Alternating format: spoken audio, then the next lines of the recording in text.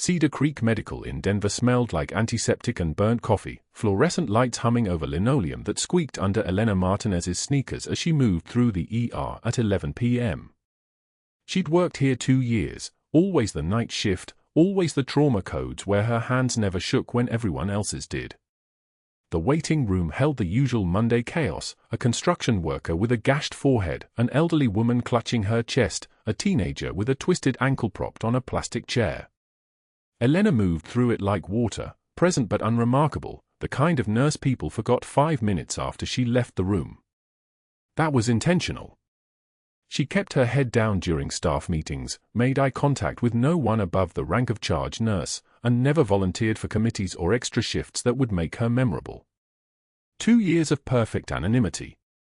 2 years of moving through Cedar Creek's corridors like a ghost, competent enough that doctors trusted her but quiet enough that they never asked questions. The faded unit patch of the 75th Ranger Regiment lay sewn inside the lining of her jacket, hanging in the employee locker she visited every shift before walking onto the floor. Her fingertips found it like a ritual, a small weight of cloth and thread that reminded her who she used to be, pressed against her ribs for 12 hours, then folded away again. No one at Cedar Creek knew that Elena had spent for years as a combat medic embedded with Army Rangers in Kandahar. No one knew that her hands didn't shake during trauma codes because she'd learned to work while people screamed and bled beneath a desert sun. No one knew that the thin, precise scars on her forearms came from field surgery in a compound that no longer existed, from a mission that was officially buried by the Pentagon, from a life that Captain Elena Martinez had been ordered to stop living 3 years ago. A Pentagon officer had told her clearly, "You're dead." Captain Martinez died in that extraction. There's no record. No service. No identity to defend. You disappear, or we make you disappear. So she had. She'd become Elena Martinez, the ER nurse, ordinary, quiet, forgettable.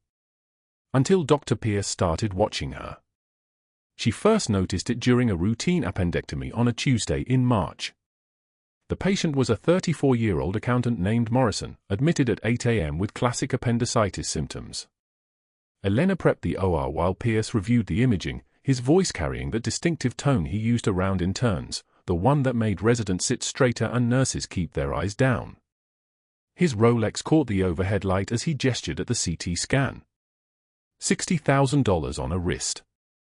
The watch cost more than Elena earned in 3 months. The appendix was inflamed but uncomplicated. The procedure should have taken 30 minutes, maybe 45. But halfway through the appendectomy, after the infected appendix was out and the stump was secured, Pierce ordered something unusual. Prep the surgical mesh. We're reinforcing with a hernia prevention implant. Elena handed him the instruments without comment, but her jaw tightened. The mesh, a synthetic implant made by a company called Surgitech Solutions, wasn't indicated. The patient had no hernia, no weakness in the abdominal wall, no reason to have the mesh installed. A standard appendectomy closure would have been sufficient. The mesh added 45 minutes to the procedure, added cost, added risk of infection, added nothing but a line item on the invoice. She knew because she'd studied every device on the market. During her years in the ER, Elena had learned to read charts the way soldiers read terrain, looking for patterns, for what shouldn't be there. Over the past 6 months, she'd noticed that Dr. Pierce ordered unnecessary implants in roughly 1/3 of his cases. Mesh kits that patients didn't need. Cardiac pacemakers with features no patient used. Titanium plates that could have been standard steel. The devices all came from 3 companies: Surgitech, Precision Surgical, and NeuroSync Medical. The same companies whose representatives she'd seen entering Pierce's office carrying leather briefcases and leaving 12 minutes later. As the mesh went into Morrison's abdomen, Elena caught Pierce's eye across the surgical field. He was watching her, waiting. She said nothing. The mistake had been asking the question. After the procedure, as Elena was restocking the OR, she'd said quietly, "That patient didn't need the mesh, Dr. Pierce." He turned to face her fully, his expression unreadable. "Are you questioning my clinical judgment, Martinez?" "No, sir. I'm just..." "Because that sounds like questioning my clinical judgment." She'd said nothing else. But 3 days later, when Pierce observed Elena starting and lying on a difficult stick, a patient with collapsed veins, he'd lingered afterward, watching her move around the trauma bay with the kind of efficiency that didn't come from civilian training. The way she'd assessed the patient's arms in seconds. The way her hands moved on their own, finding the vein before her conscious mind finished the calculation. The way she'd explained the 3-count rhythm to the resident as she inserted the needle, 1 for positioning, 2 for angle, 3 for the flash. That 3-count technique wasn't taught in American nursing schools. It was taught in Kandahar field hospitals. So when Marcus Webb arrived on a Thursday night at 9:56 p.m., rolling into the ER in a wheelchair, his face flushed with fever and his breathing labored, Elena was ready for Pierce to take notice. Marcus was a disabled Army Ranger. The wheelchair told you that immediately, the atrophied legs underneath a fleece blanket, the insignia on the cap he wore pulled low over his eyes. Pneumonia. The X-ray showed infiltrates in both lower lobes, oxygen saturation running at 88%, blood pressure climbing as his body fought the infection. Elena moved him to Bay 3, got the oxygen running through a non-rebreather mask, started the 4-drip of normal saline for hydration. "You served?" she asked, her voice careful and neutral, as if she was asking about the weather. Most nurses wouldn't have. Most nurses wouldn't have noticed the tan that didn't fade, the way Marcus sat even in a wheelchair, spine straight, shoulders squared, the small tremor in his hands that came from nerve damage, not fear. 2 tours, Helmand Province, Marcus said between breaths. Before the IED. She didn't flinch. She didn't offer sympathy. She just nodded and adjusted his oxygen level. "We'll get you stable. Rest now." And then Daniels came through the double doors. He was a combat medic rotating through the ER as part of his transition out of the service, 3 weeks of civilian hospital experience before he transitioned to a paramedics program in Pennsylvania. 26 years old, lean and precise in his movements, the kind of calm that only came from having already survived the worst. He was supposed to shadow Elena during the night shift, learning how the ER operated, getting oriented to the hospital systems. During the chest tube setup for a pneumothorax patient in Bay 6, a different patient, a motorcycle accident, Elena prepared the kit while Daniels watched. She laid out the supplies, the 14-gauge needle, the chest tube itself, the thoracostomy tray, the suction canister. Then she did something that made Daniels stop breathing. She arranged them in a specific order. She counted the steps under her breath. 1 for positioning. 2 for angle. 3 for insertion. That 3-count rhythm. The exact sequence taught in forward field hospitals when speed meant the difference between a patient living and bleeding out before medevac could arrive. Daniels's eyes narrowed. He watched her hands, scarred, steady, moving with the kind of muscle memory that took years to build. Not years at Cedar Creek. Years before Cedar Creek. At 1:34 a.m., during the lull between admissions, when the ER was quiet except for the ventilators and the beeping of monitors, Daniels found Elena restocking supplies in the med bay. The fluorescent lights flickered overhead. Outside, Denver's night stretched dark and cold beyond the windows. He stepped close and lowered his voice so only she could hear. "You served." It wasn't a question. Elena's hands froze for 3 seconds on the 4 packages. Her breath didn't change. Her expression didn't shift. But something happened in the space between them, a recognition, a frequency only they could hear. She turned and looked at him directly for the first time that night. "What made you think that?" she asked quietly. "The 3-count. The way you moved in the bay. The way you assessed that ranger." He paused. "You weren't taught that here." She turned back to the supplies, continuing her work as if the conversation was completely normal, as if a stranger hadn't just identified something she'd spent 2 years hiding. "Where did you serve?" "Forward Surgical Team, 75th Regiment Support Battalion. 3 years, Kandahar and Helmand." The patch inside her jacket felt suddenly heavier against her ribs. Elena's voice dropped even lower. "Then you know what it costs to ask that question." "I do." Daniels stepped back slightly, respecting the space she needed. I also know what it costs not to ask. I've seen people die because they thought they were alone. He paused, letting her process. Whoever you were before, you carried that training into this ER. You just showed me. And I'm telling you now, you're not as invisible as you think you are. Before Elena could respond, the intercom crackled to life. Code Blue, Trauma Bay 2. Incoming blunt force trauma, ETA for minutes. The moment fractured. Both of them moved toward the bay without speaking, Daniels falling into formation beside her like they'd trained together for years instead of meeting 7 hours ago. But as they prepped for the incoming patient, Elena understood that something had shifted. Her carefully maintained anonymity had developed a crack. Somewhere in the hospital, a combat medic now knew what she was. And on the other side of the building, a doctor with suspicious eyes and financial motivations had already noticed something unusual about the quiet ER nurse with the military-grade hands. The room went quiet as the ambulance sirens wailed closer to Cedar Creek's entrance. She had no idea what was about to walk through those doors. The conference room at Cedar Creek Medical held the weight of authority the way a vault holds gold. 23 residents, interns, and nursing staff filled the seats in tiered rows, their attention locked on Dr. Pierce as he stood at the front, Elena's chart notes held up like evidence at trial. The fluorescent panels above cast everything in a clinical white that made shadows look like bruises. This, Pierce announced, his voice carrying the practiced projection of a man used to being obeyed, is what happens when a nurse oversteps her scope. He turned the chart toward the audience as if unveiling a masterpiece of incompetence. Elena sat in the back row, her hands folded in her lap, her expression carved from stone. The recognition hit like a physical thing, her own documentation, her own observations, transformed into ammunition. Questioning a surgeon's orders. Playing doctor instead of following instructions. Pierce paced the front of the room like a prosecutor before a jury. This is the exact kind of boundary violation that creates liability for the institution.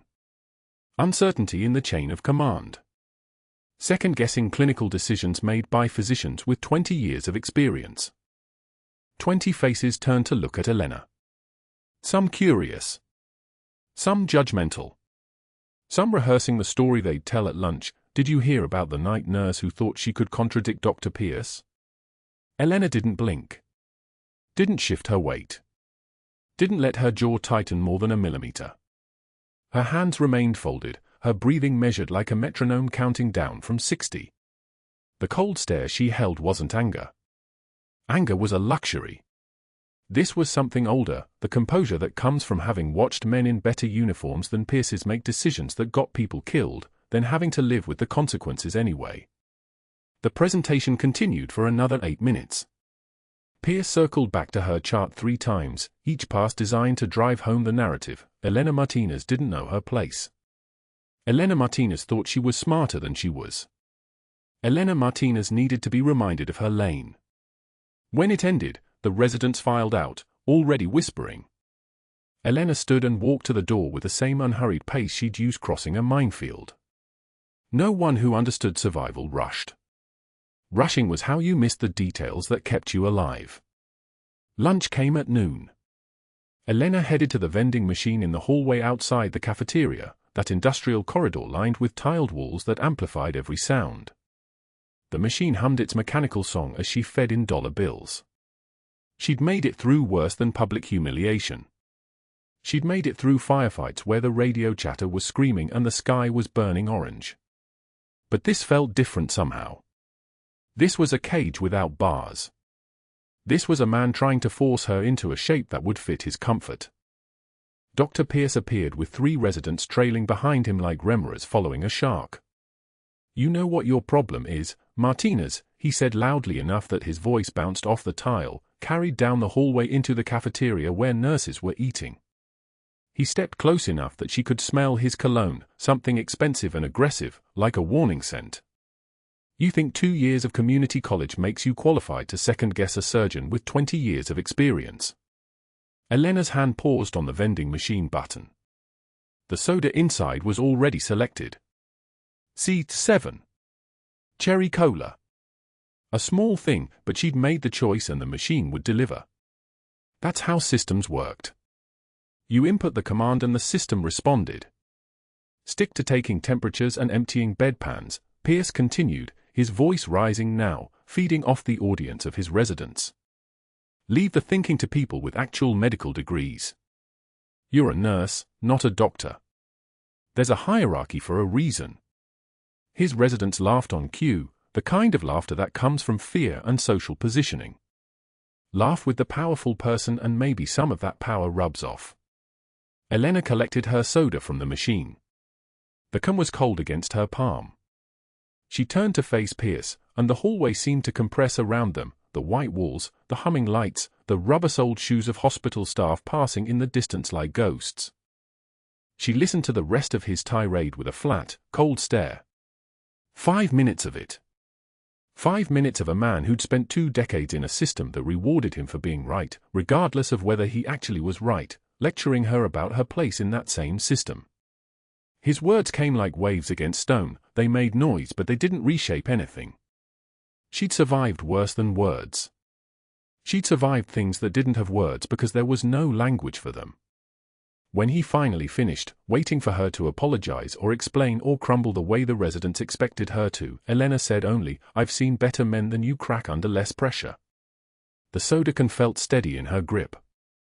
Her voice had been calm. Clinical. The tone you'd use describing a lab result. Then she turned and walked away.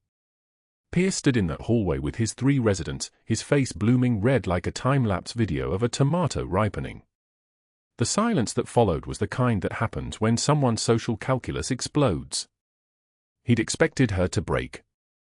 He'd structured this entire performance around the moment she would break, the apology, the tears, the validation of his authority. Instead, she'd walked away like he was a door she was closing. "Who the hell does she think she is?" he said to no one, to everyone. One of his residents had already stopped laughing. That afternoon, Pierce called Elena into his office. He'd had 2 hours to consider what had happened in the hallway, and those 2 hours had fermented into something meaner. She sat across from his desk while he leaned back in his chair, the posture of a man who believed the furniture itself would protect him. "I decided we need to have a conversation about your future at Cedar Creek," he said. "You seem to have some confusion about professional boundaries. In a nursing home, maybe that kind of independence would be valued.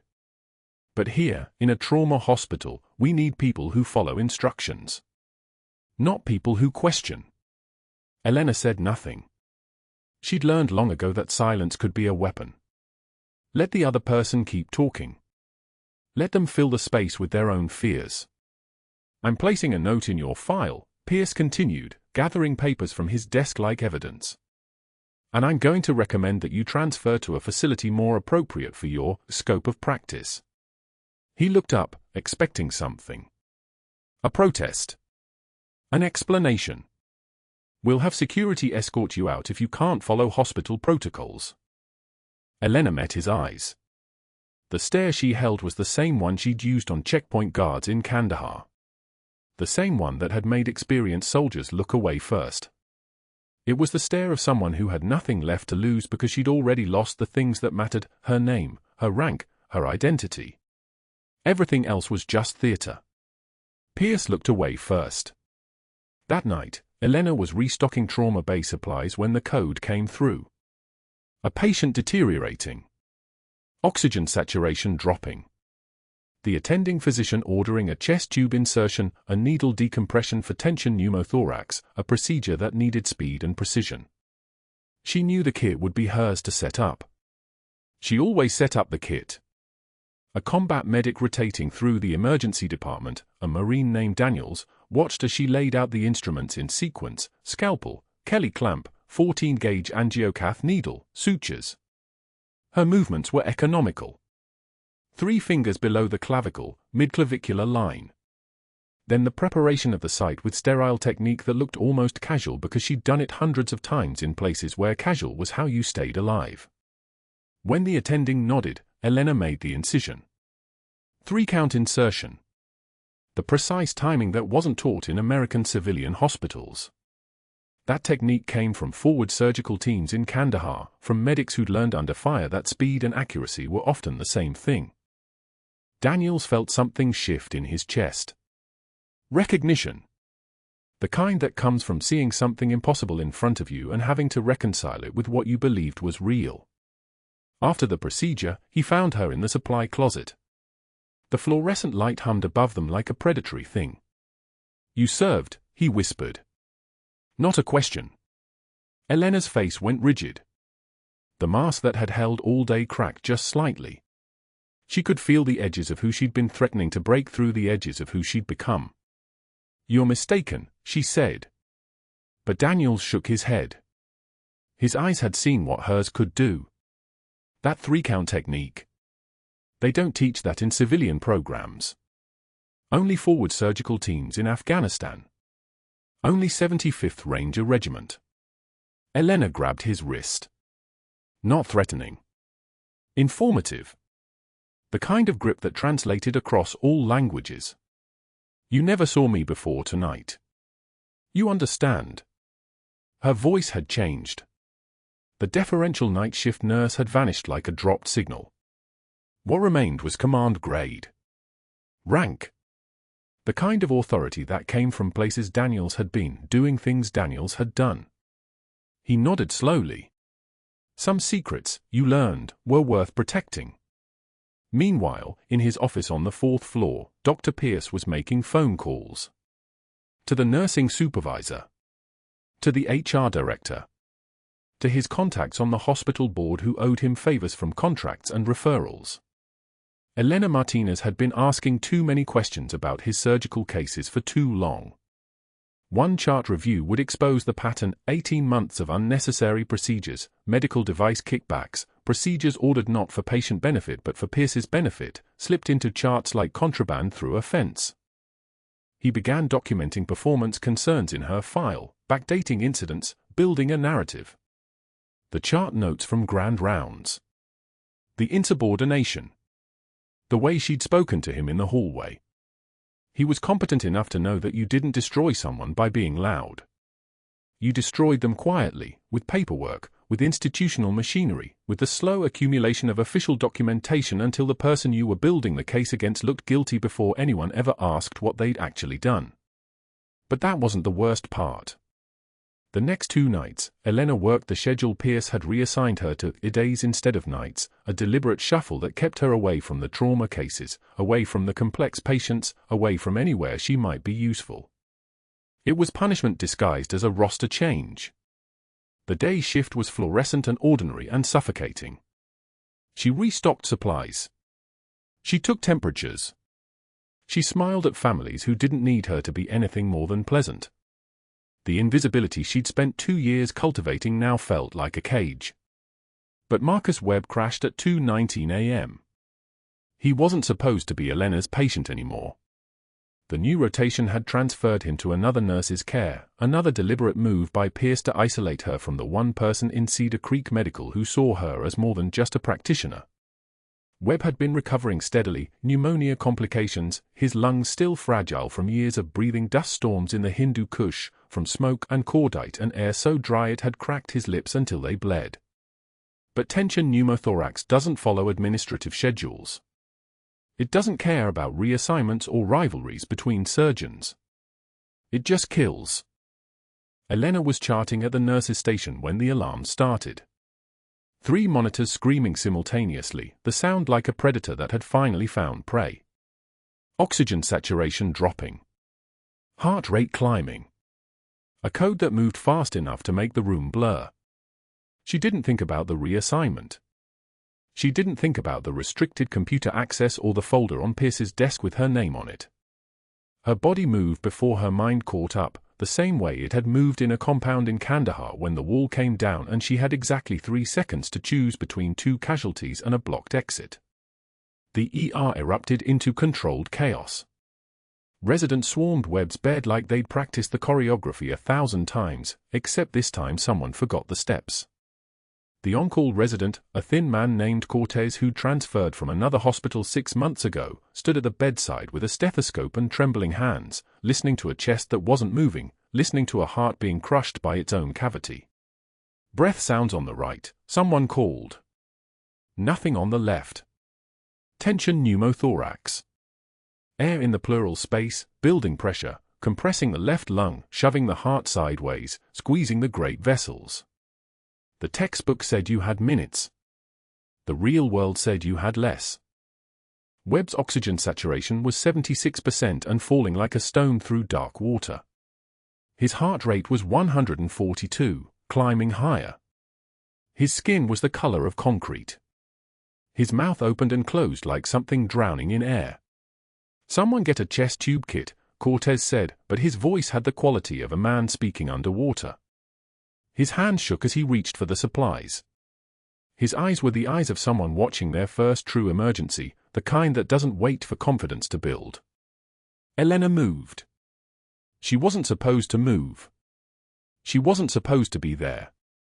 The medical hierarchy is a careful construct, and nurses exist several rungs below residents on that ladder, and a nurse who has been reassigned for overstepping her scope exists in a category of silence that usually ends in termination papers.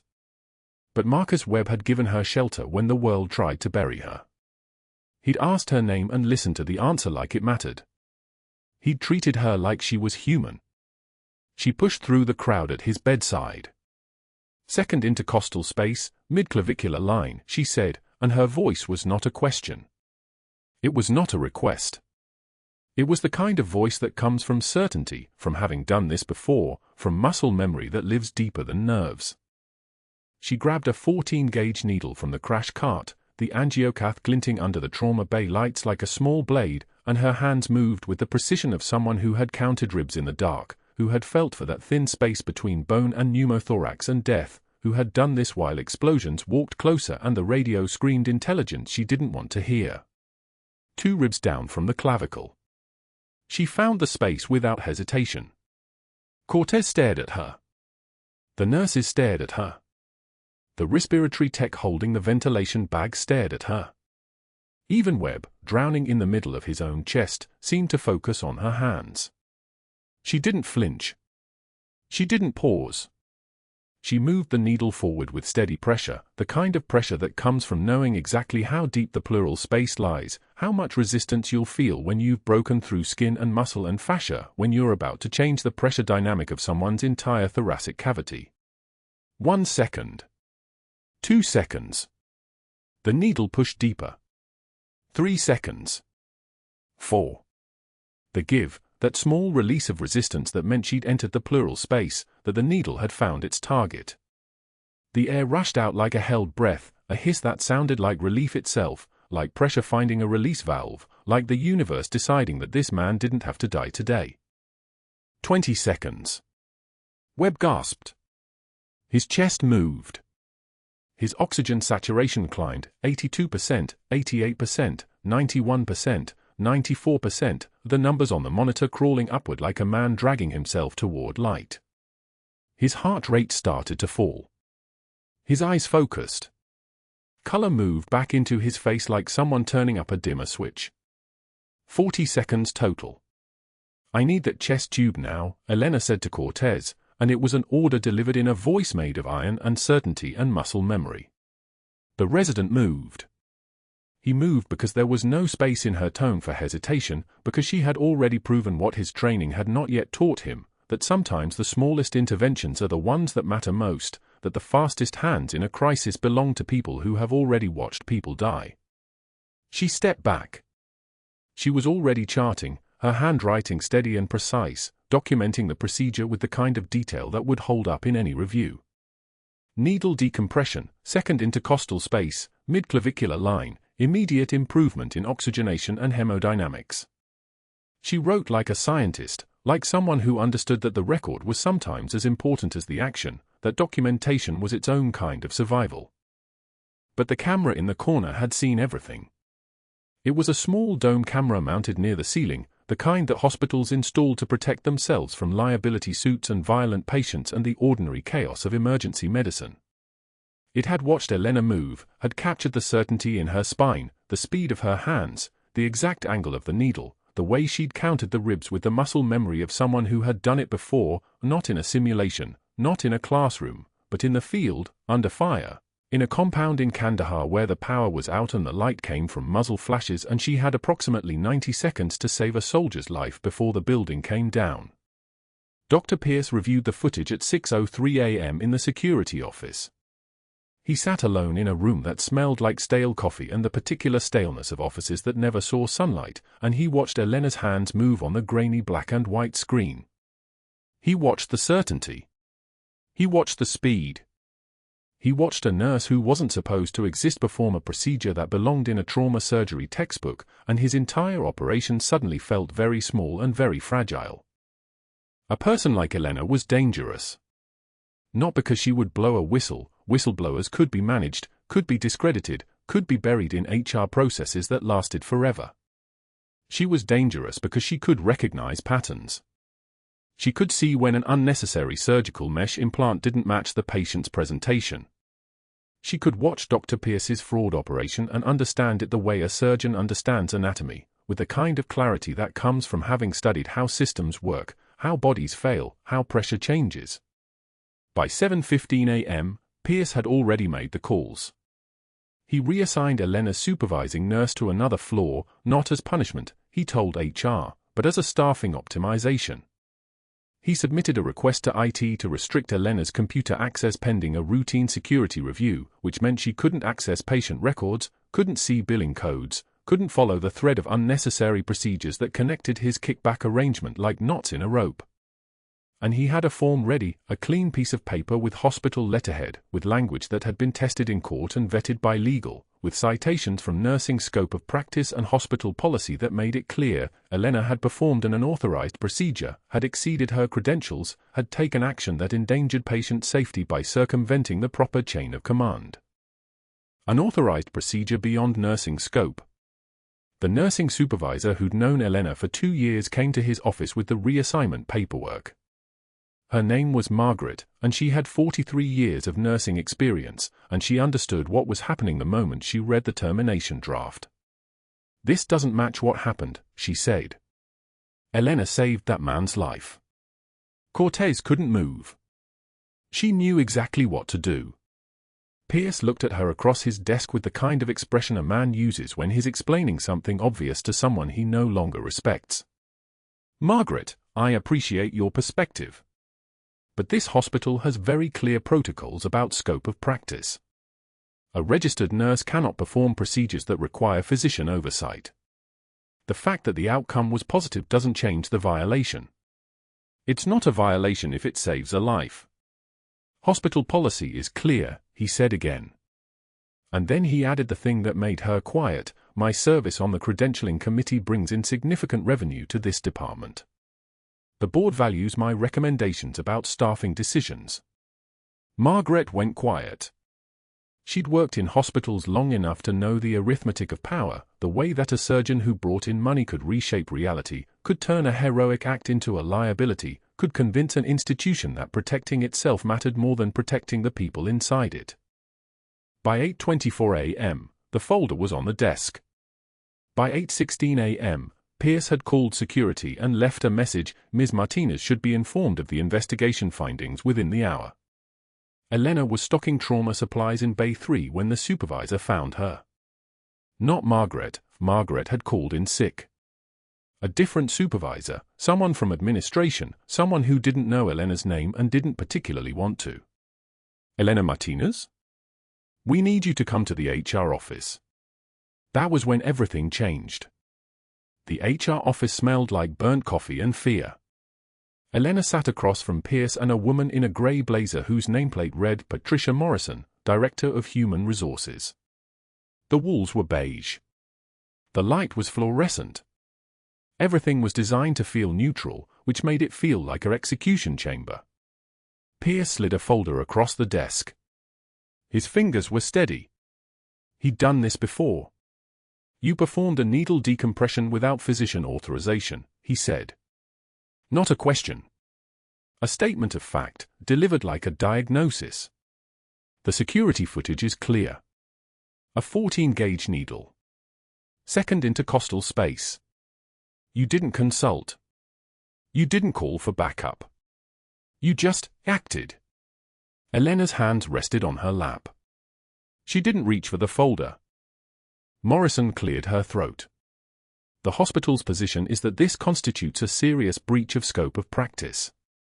Nurses are not trained to perform emergency decompression procedures. That's a physician's responsibility. Marcus Webb would have died, Elena said. Her voice was level. The resident froze.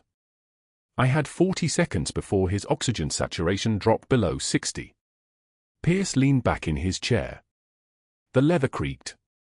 He smiled, not a warm smile, the kind of smile a shark makes before it takes a bite. And if the resident had called for backup, he would have gotten it. But you didn't give him that chance, did you? You took control. You made a decision that wasn't yours to make. His lung was collapsing. Then the resident should have recognized that. You overstepped. Again. Pierce tapped the folder with one manicured finger. This isn't your first incident of scope creep. The question during grand rounds. Your comments about surgical protocols. You operate like you have medical training you don't actually possess. The hospital can't afford the liability of a nurse playing doctor. Elena's jaw tightened. Just barely. The kind of tension that only comes from 17 years of combat training, learning to compress every reaction into a space the size of a pinhead. Morrison pushed a second document across the desk. These are your termination papers.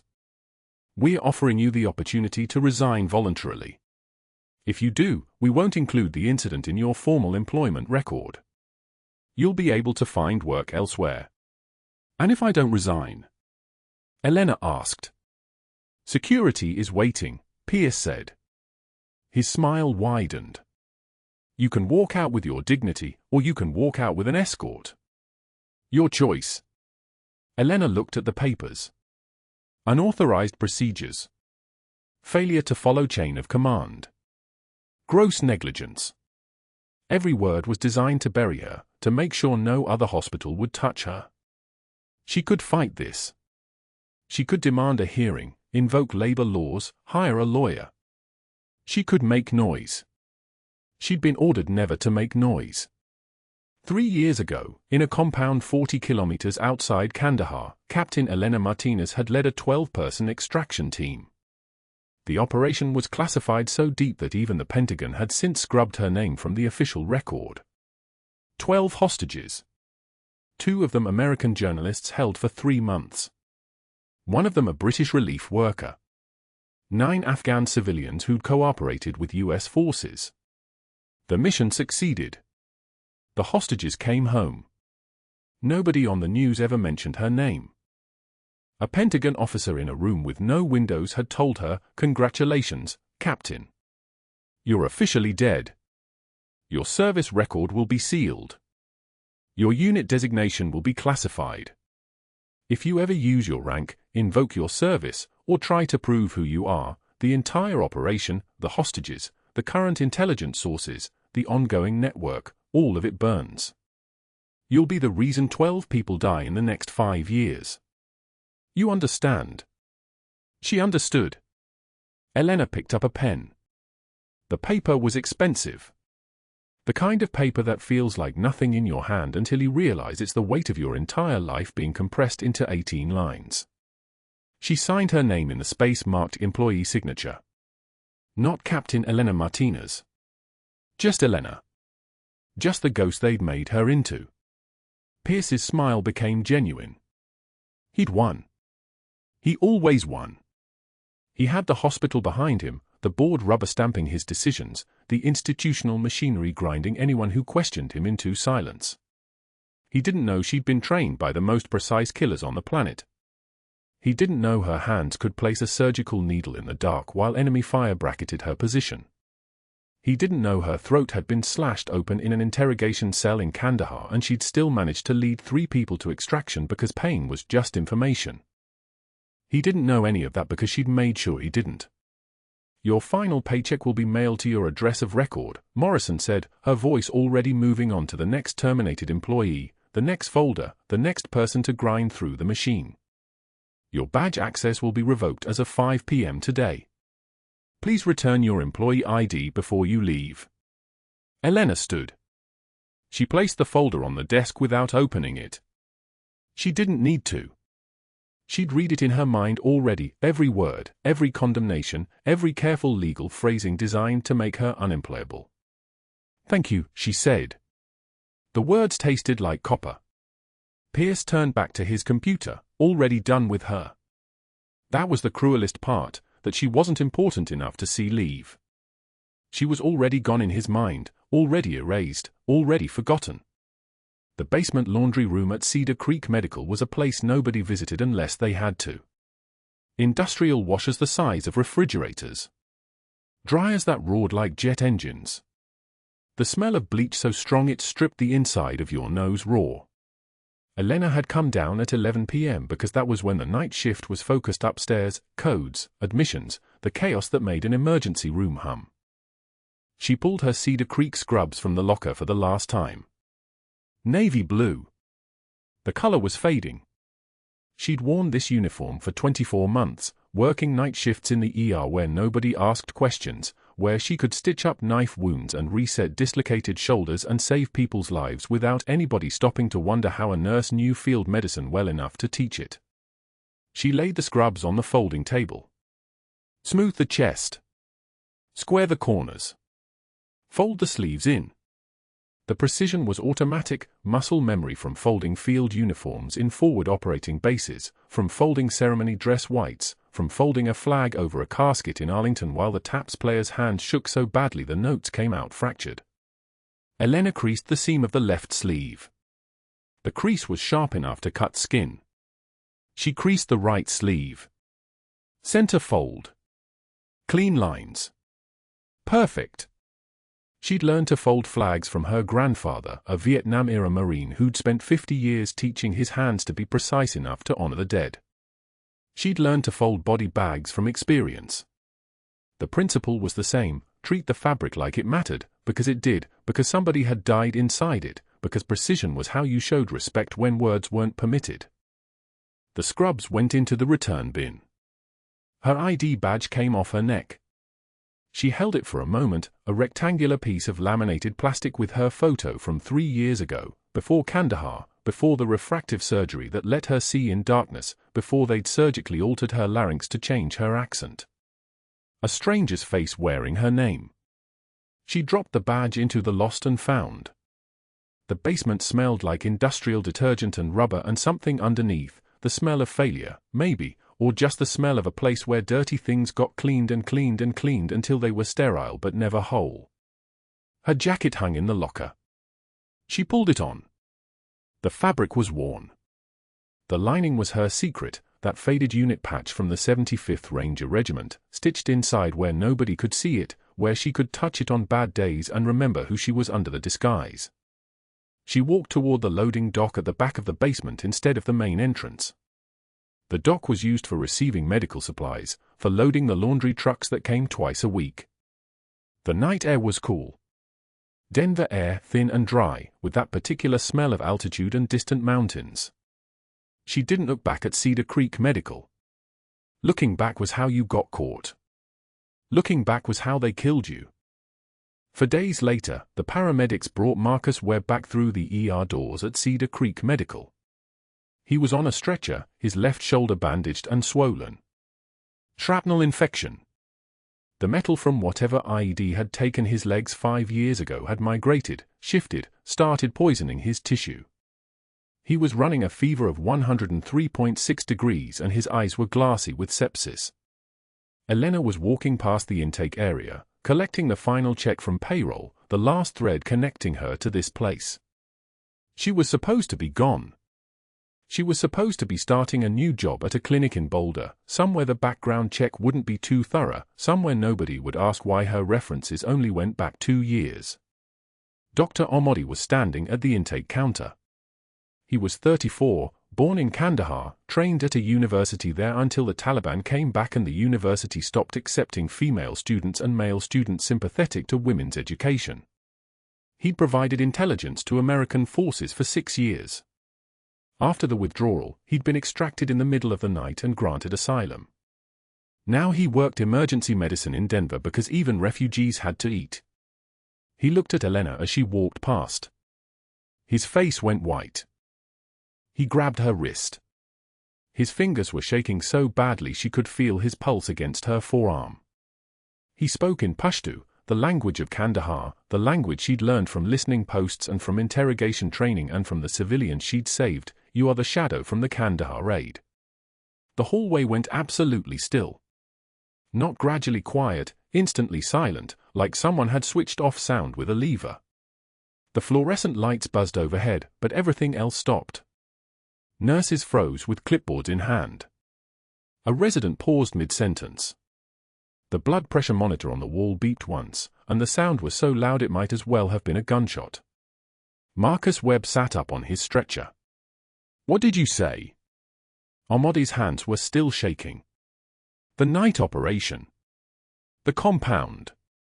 12 hostages. There was one American operator who moved like smoke. Like a ghost. We called her the Shadow. I saw her carry out a British woman who'd been shot. I saw her pull Ahmed Nazir, the relief worker, through a window while bullets were hitting the wall. I knew I was going to die that night. But she didn't let me." A crowd was gathering. The combat medic Daniels. 2 nurses. A resident. Webb's eyes locked onto Elena's face. He was looking for confirmation, for proof, for something that would explain how a night shift nurse had just saved his life with the precision of someone who'd been trained in the art of keeping dying people alive in the dirt. Webb pulled out his phone with his free hand. Shrapnel infection forgotten. He called someone, a Marine Corps liaison at Fort Carson who'd been his point of contact since his medical discharge. Within 20 minutes, a captain arrived with a tablet and a folder full of documents that had been sealed under national security protocols. "Captain Elena Martinez," the captain said, reading from the classified citation. "Favela under fire during Operation Silent Shepherd. Personally extracted 12 hostages while under sustained enemy fire. Direct engagement with hostile forces resulted in," the captain paused, glancing at Pierce, who was pushing through the crowd now. "I can't read that part in this setting. But the rest is public record. You're a decorated officer. A war hero." Pierce's face was the color of an overripe plum. "This is a hoax. She's just a nurse. I fired her for cause. She has no military record." But Webb was already unzipping his jacket. He pulled out a photograph, worn soft at the edges, the kind of photo soldiers carry when they want to remember why they survived. In the photo, Elena was in tactical gear, wearing a ranger tab on her shoulder. Her face was half hidden by a balaclava, but her eyes were visible, cold and clear and absolutely focused. A 2-star general arrived at Cedar Creek Medical 30 minutes later, walking in through the ER doors like he owned them. General Morrison. He saw the crowd in the hallway and moved toward it, his uniform so pressed it could have cut glass. He walked directly to Elena and saluted, a crisp motion, fist to chest, the universal gesture of respect from one warrior to another. "Captain Martinez." "It's an honor." The crowd erupted in whispers. The nurses who'd worked with her for 2 years. The residents who'd watched her perform procedures that shouldn't be possible. The doctors who'd called her incompetent while she was simultaneously saving their patients' lives. A woman in a dark suit stepped forward, Pentagon liaison, the kind of person who showed up when national security was involved. Captain Martinez operated under the call sign Nightingale 6, a designation that remains classified. Her service record was sealed under national security protocols following Operation Silent Shepherd. The extraction she conducted saved 12 civilian hostages, including 2 American journalists held in hostile territory. She performed her duties under direct enemy fire. She brought every person out alive. Pierce tried to speak. His voice came out as a croak. "I didn't know.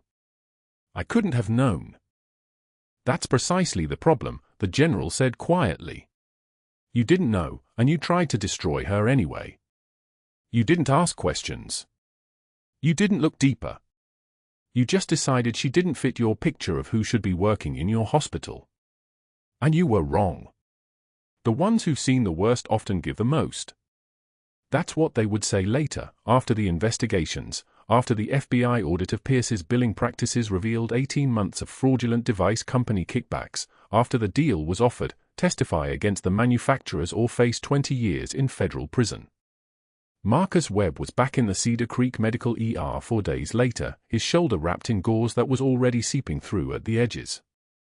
Shrapnel infection. The kind that happens when blast wounds sit for too long, when a disabled ranger tries to tough it out at home instead of returning to the place that almost killed him.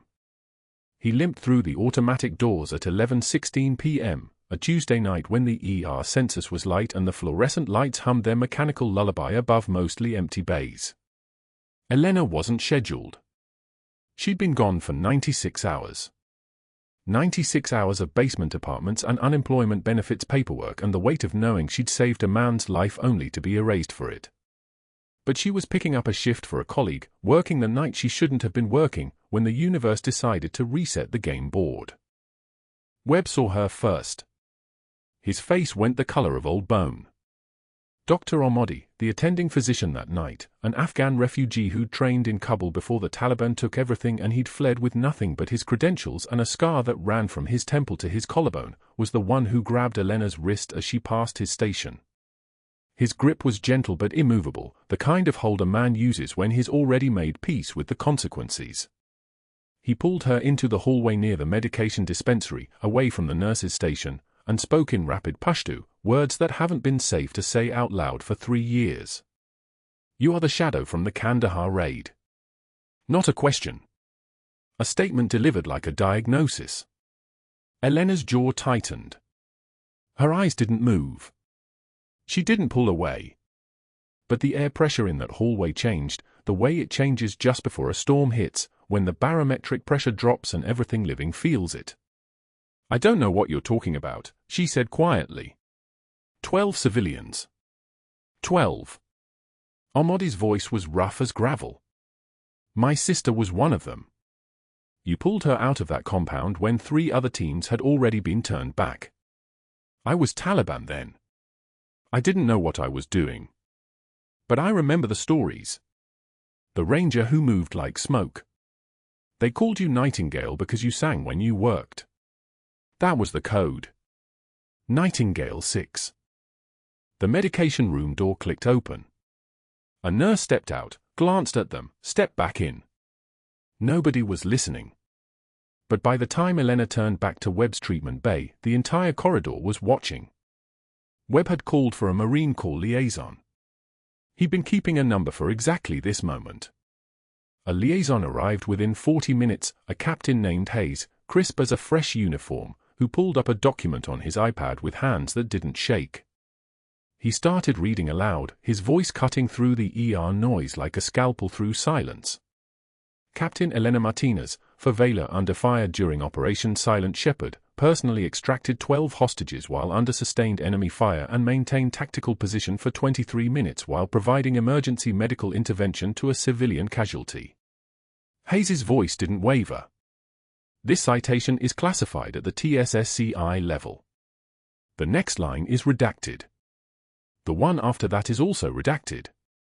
But the final commendation reads, her actions prevented an estimated 12 civilian deaths and resulted in the successful extraction of non-combatants from an active kill zone. The crowd in the hallway had grown. Nurses. Residents. A respiratory therapist. A janitor who'd stopped sweeping. All of them watching Elena Martinez, the woman they'd seen fold into herself for 2 years, the one who'd taken Pierce's public humiliation without a word, as her entire life got read aloud by a Marine Corps officer in a hospital corridor that smelled like antiseptic and something metallic underneath it.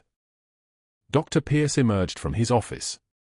He'd been reviewing billing records, 3 glasses of whiskey into a night that was supposed to be routine. His face was red before his mouth even opened. This is insane, he said, pushing through the crowd. She's a nurse. An ex-nurse now. I fired her for unauthorized procedures, for scope creep, for his voice cracked. For playing doctor with a soldier who didn't need her help. The general arrived at that exact moment. A 2-star general, Major General Catherine Holloway, walked through the automatic ER doors wearing dress blues and the bearing of someone who doesn't need to raise her voice because the entire world has learned to listen. Behind her was a Pentagon liaison in a charcoal suit that cost more than Pierce's car. Holloway approached Elena without hesitation, and in front of every person in that emergency room, she brought her hand to her temple and saluted. Not a casual military greeting. A full, formal salute that held every ounce of respect the United States Army could pour into a single gesture. Elena returned it. Her arm rose with the precision of someone who'd practiced this motion 10,000 times in a life the world never saw. "Captain," Holloway said. "Your uniform is in the Pentagon. The 75th Ranger Regiment crest you've carried for 3 years, I saw it sewn inside your jacket lining when you arrived. That crest represents 200 years of service and 7 Medal of Honor recipients. Your service will be memorialized." Pierce's face went white. Not red. White. The color of a man watching his life fracture in real time. "She performed unauthorized medical procedures," he said, but his voice had lost its teeth. "She performed an emergency needle decompression on a soldier with a tension pneumothorax," Holloway replied, turning to face him directly. "A procedure she learned in combat medicine school at the Army Medical Department Institute. A procedure that is standard care in trauma protocols. A procedure that saved Private Webb's life." She paused. What procedures, exactly, were unauthorized? Pierce didn't answer. He couldn't. Because the next voice that cut through the silence belonged to Cooper from Hospital IT, a Navy veteran with the calm of someone who'd been trained to handle crises at 30,000 feet. Cooper stepped forward with a laptop and a spine that looked like rebar.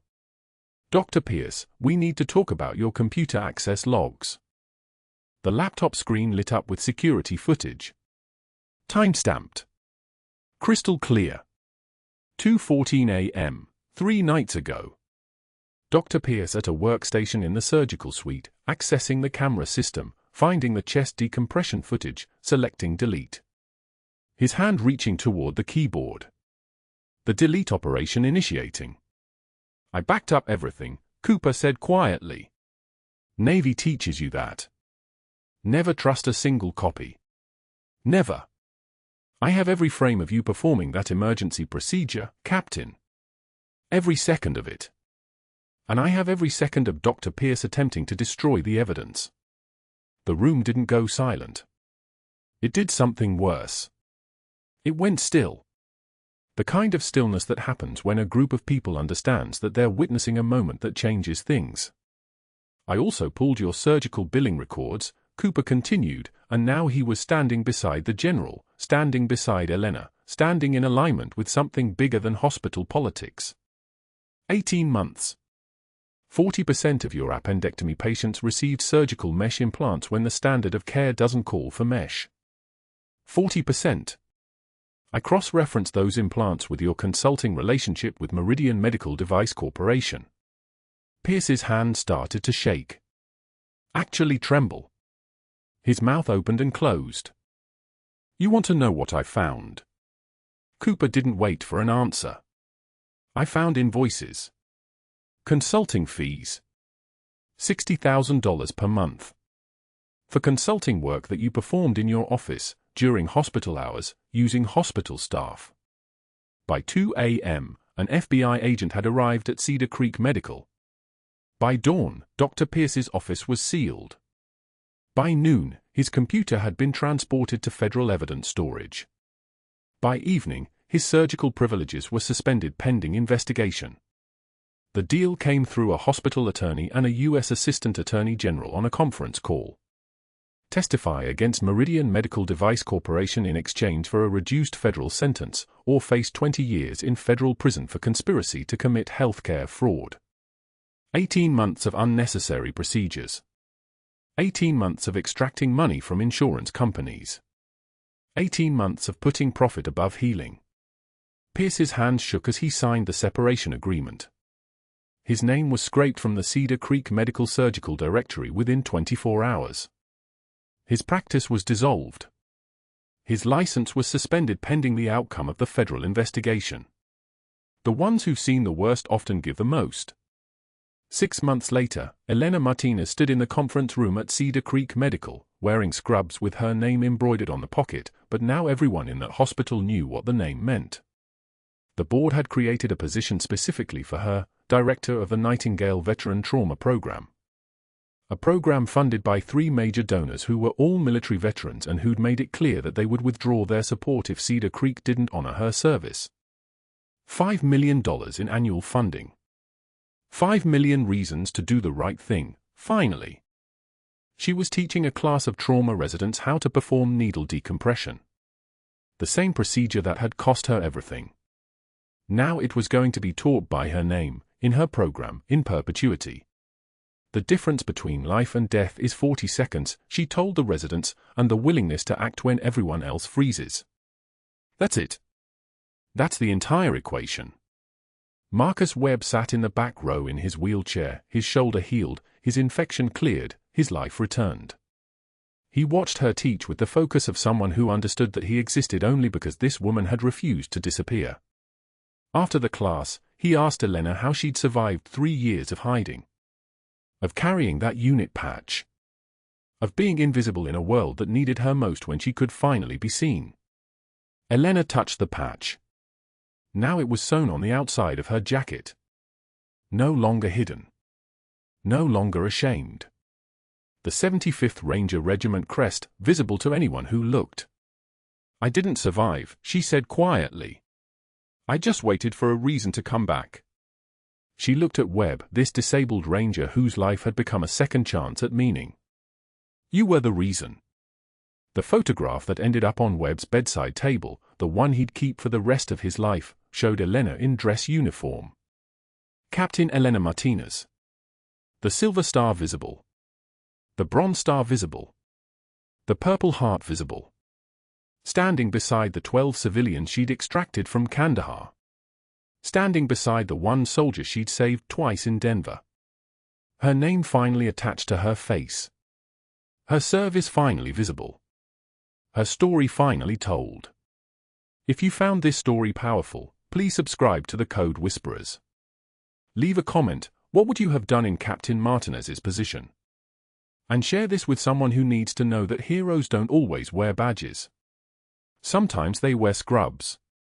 Sometimes they're invisible until the moment the world finally learns to see.